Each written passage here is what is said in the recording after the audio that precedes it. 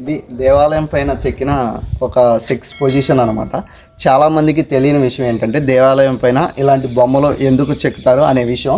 ఈ పొజిషన్ చూస్తున్నారు కదా, ఈ పొజిషన్ చూస్తే అక్కడ ఏం జరుగుతుందని మీకు ఒక క్లారిటీ అనేది వస్తుంది.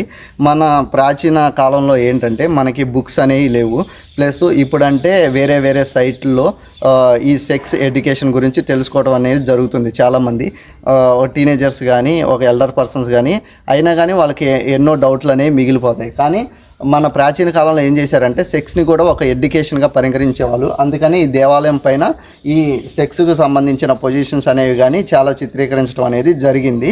అండ్ మన దేవాలయాలకు వచ్చేటప్పుడు ఏంటంటే ఈ అన్ని మైండ్లో నుంచి చేసేసి ఒక నిర్మలమైన మనసుతో రావాలని చెప్పేసి కూడా మనం తెలుసుకోవచ్చు. గోడపైన చూడండి, క్లోజప్ పెట్టాను.